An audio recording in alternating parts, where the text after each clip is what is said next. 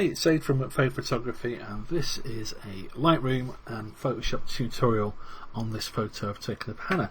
This is at Dyke Mill over in Queensbury, a place we're going to do a workshop with Hannah when lockdown ends, so you may well be able to recreate this exact photo.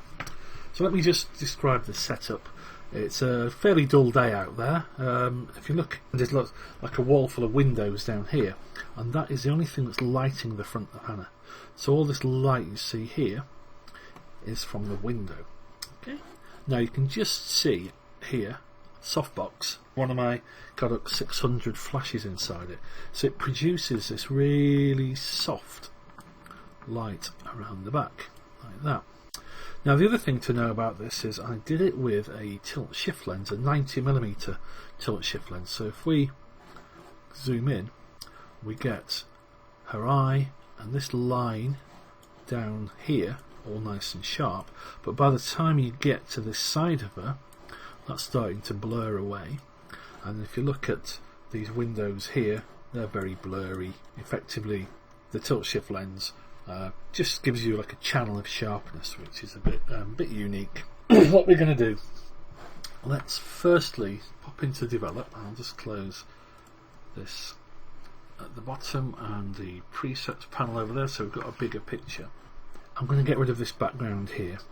I'm going to do that in Photoshop though, and then I think I'm just going to start to do some generic things, like firstly let's get level. So I'm just using that grid of my eye to level things up. I'm going to pull that down, so I've just got rid of that square, and Hannah's now perfectly on that third point. In fact, her head is spot on really. That's just where you want to be.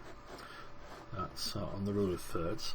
I'm going to keep the shadows fairly dark, and I'm going to raise the whites a bit. What I like to do when I'm playing with whites is just hit this little box here, and that will show you when you've gone too bright. It goes red like that.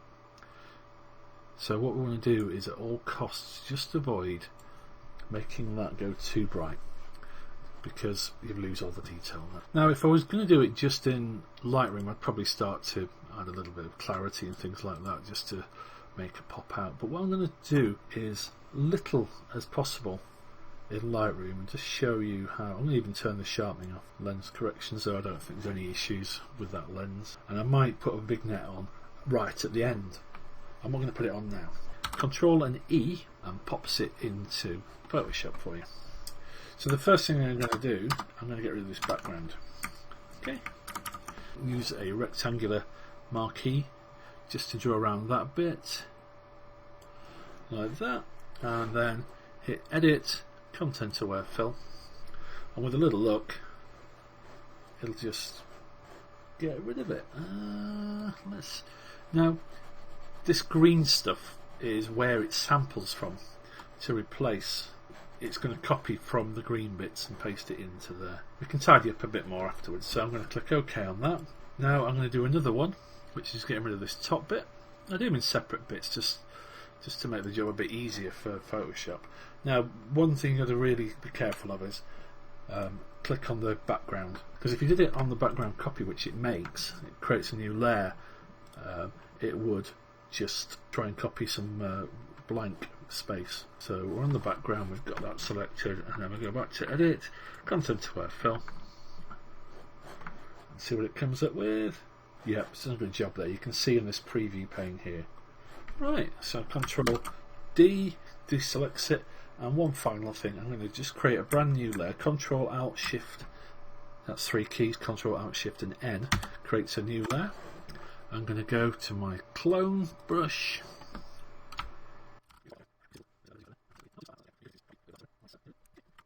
Cool, well I like that. So that's got rid of that massive distraction. If we wanted it back we can, because these are on layers. So I'm going to group those together. So you highlight all 3 of them and you press this you press this button here, the little folder, and it just creates a group, and you can double click on it and call it retouched background. Reason for that is just to make it tidier. because you never really use those 3 layers again. That's kind of done. Next, what I'm going to do is use luminosity masks. Now, these are free. Find extensions on Exchange. If you click on that, it opens up a web browser, and you have to log in with your account, and you just need to type in luminosity masks, and you'll get one of a few different varieties. And I'll show you what it creates. So if you go into channels, you will then get all these different channels, and I'll show you what they do. So the lights, this one here will select. Well, you can't even see what it's selected because there's not that much. That's the brightest bits of the shot. This one's the next brightest. So you can see here there's a selection started. Then that one, that one, that one, and it's just selecting more and more. You can see it's got quite a bit of Hannah's dress there. And what you can do with these selections, press Control and click on the channel. So if I wanted to select these dark areas, look, I'd press Control and you just click on various different ones, the mid-tones as well. The mid-tones will probably select more because she's quite mid-tone because she's not right close to the window and the light's not too bright on her. Okay, so let me go for this one. I want to just set the bright bits and just draw them up a little bit. See what's happening there? You can pull them down if you wanted to, but I'm using curves. The reason is you've got loads more control with curves. That's quite nice. Affected the background a little bit. I don't know if you can see right on the left hand side as I toggle this, it's lightening and brightening, lightening and darkening that one. So you can actually click on the mask over here if you want to. Get your brush B, get it nice and big, and just draw black on it, and it just gets rid of the effect. Right, so what next? I'm going to go Control and I'm going to click one of the mid-tone ones which has got a little bit more of Hannah, and this time I'm going to go back to curves and I'm just going to brighten up, just keep going until too far and then pull it back a little bit, go down if you want to see what it's like when she's a bit darker. We want to brighten her up though, we want to see a bit more of her.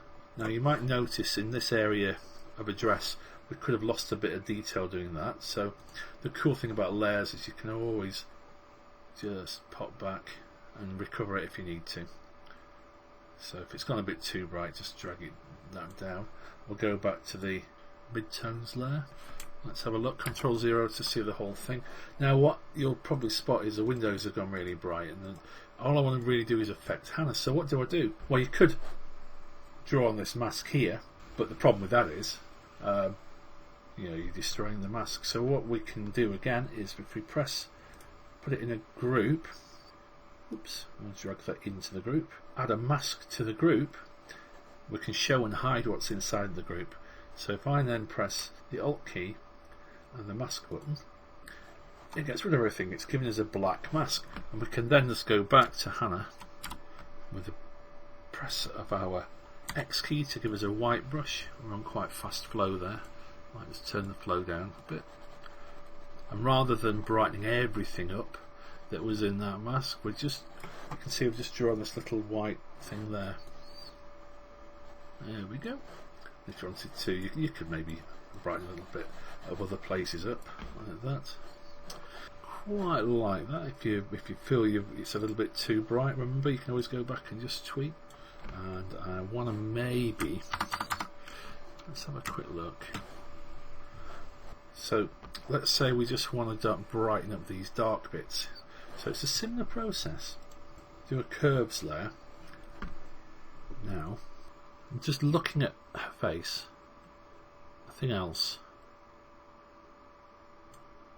I've lifted the shadow area up and the whole thing's gone up.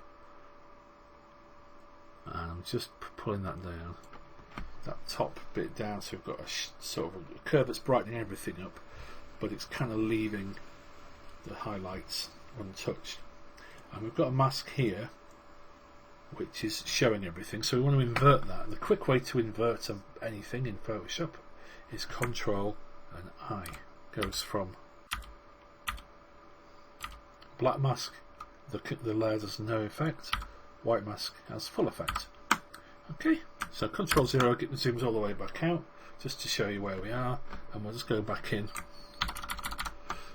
And I'm just going to put my brush, I want to do this gradually, so I'm going to put it down to about 10% flow, and then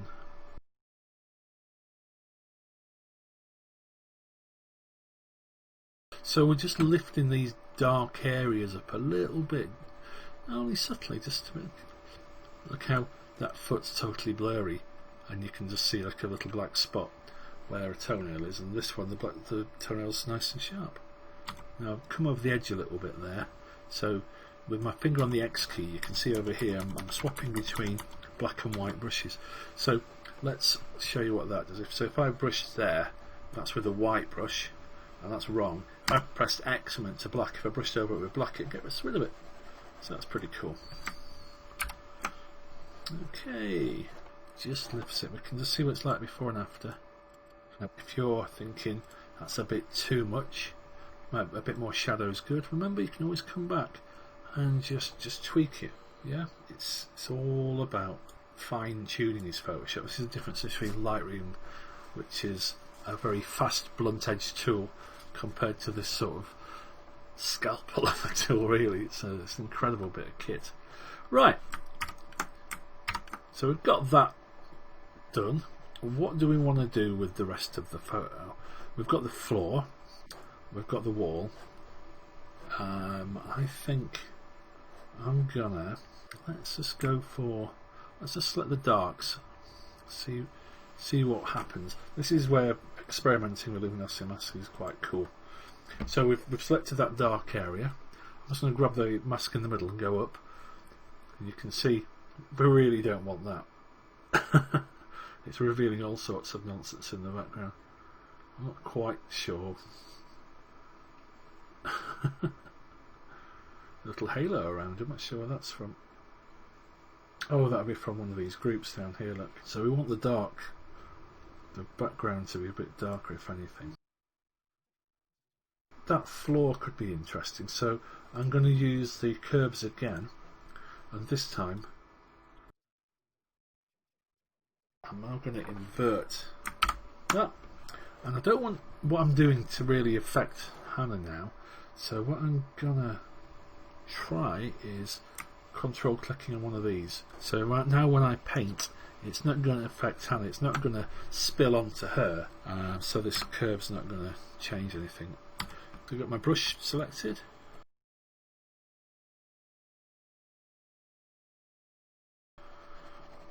It's just to add something else so she doesn't look like she's stood in pitch blackness, really.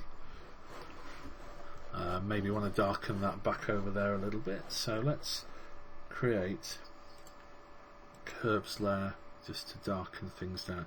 So I've gone deliberately quite dark. The mask's all white, so I want to invert that. Control I, get a nice big brush. We're on 10%, so it's going to be quite slow. I'm just hiding any gremlins in the background, really. Remember how blurry it is because of the tilt shift lens. Right, so I think now I might apply a bit of sharpening. If you press Control, Shift, Alt and E, what it does, it merges everything into a brand new layer. So it leaves everything untouched below and you get this new layer. So if I show and hide it, it's just the same. So everything you could see is there. And what I want to do now, I want to just apply some sharpening, maybe to bring this dress out a little bit. So I'm going to go, and remember we've got lots of sharpens, I'm going to go Smart Sharpen. So to bring the dress out, I think we've got all these controls here. Essentially we've got the radius and the amount. I'm going to give it a fairly, 2's quite a big radius. I mean it's normally about 100% and 1 pixel, but because it's quite a soft looking dress, I think we can maybe get away with something quite big like that. So that's affected all the picture, so you can guess what's coming. I don't want Hannah's face to be sharpened as brutally as that, it's just not going to be flattering. So what we do is we press our Alt key and the mask, and that hides everything. And then we go over to the dress, skirt rather, it's not a dress is it? and I might just up the flow so we don't have to go over too much on this. It's barely noticeable, but it will make a difference. So we can do the same thing again, really. This time, filter, sharpen, smart sharpen. You can use any of the sharpens, really. Now see, that's quite aggressive, and it's way. What we want to do, we want to make the bar top sparkle rather than look like broken glass.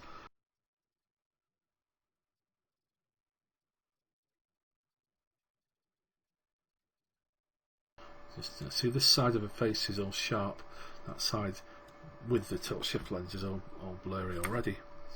So really, there's not a lot that's sharp in this shot, but it just works. Right. So once we've got to this stage, we can start to think about what can we add to it. So there's things like colour lookups, which are quite popular at the moment. So let's have a look at some of those. LUTs, L-U-T, that's another name for them. So this just means we can go down and add a different kind of look to it. So you see these are quite dramatic. What you can do is, I do like that one, so let's just toggle it on and off. So what it's done, it's given us that sort of matted look in the background, which is nice. Yep, so drop blues is quite cool. That's not good. That's nice. Bit too contrasty.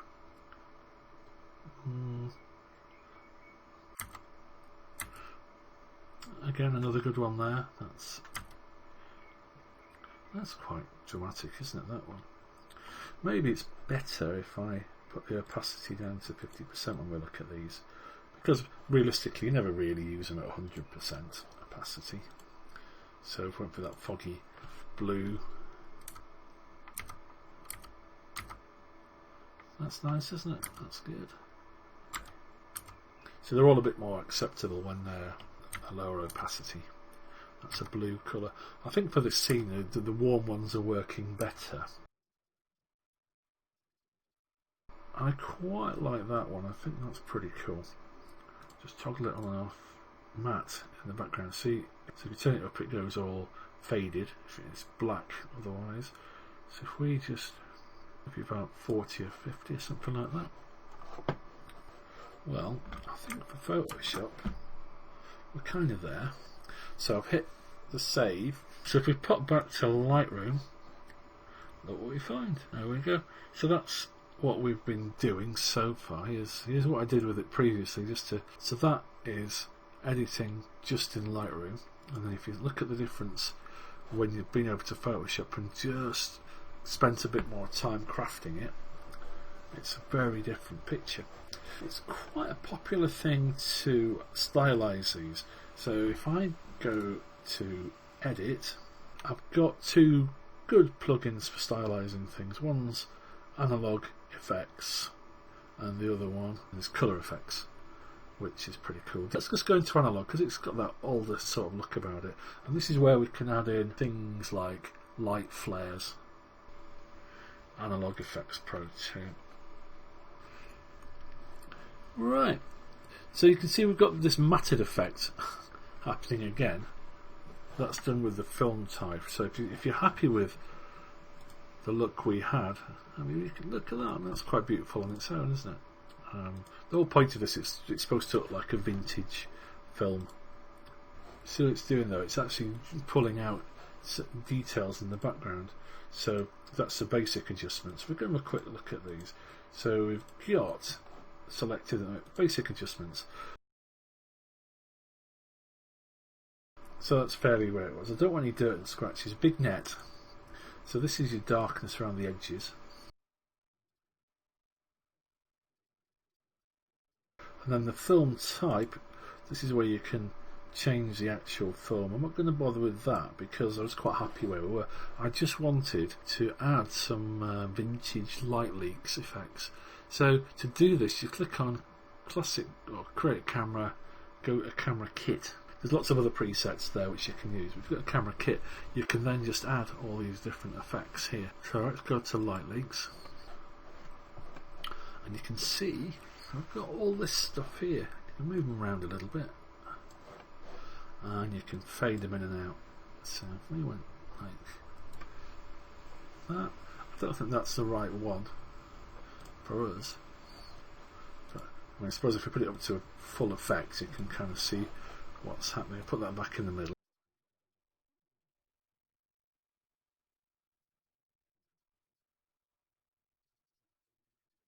We've got the soft ones, some crisp ones as well. So if we look at these are more like little speckles and things like that. There's a big sort of creative aspect. It's going to be quite cool because you've got this one's got the diagonal gap. I'll just increase the strength so you can see. So if we put her in the middle and then turn the strength right down, add a little bit of strength. Like that. Yeah, quite like that one. What other things could we add here? Is bokeh. We've already got, I mean, we don't really need to do that because we've got so much blur from the tilt shift lens in the first place. We don't need it. Double exposure lets you put another photo on top of it, or the same one. Motion blur, it simulates that the camera was moving. Rotate and blur, that's a similar thing. Bokeh, that is lens blur effectively. Lens distortion, you can change the shape of it. Photo plate, I'll show you what that does actually. It just adds a bit of a weird texture to it. Give it an aged look. I might go for probably look. This is more pattern.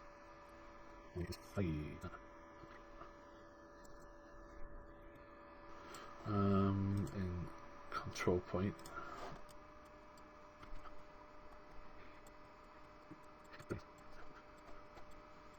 So just try to use that control point so we don't have too much of the texture on Hannah herself. There we go.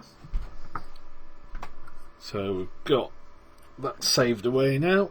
If you wanted to do more adjustments on it, what you can do is drag it into Photoshop and tinker away in there. But I think once we're back in Lightroom, I've got quite a nice result. Right, so that's quite a long tutorial, and I hope you did make it through to the end because there's some useful information there. But essentially using luminosity masks, curves and masks, you can do a lot of stuff. There's so much more you can do in Photoshop, but with those few skills you can really get into a piece of work. Okay, cheers for watching.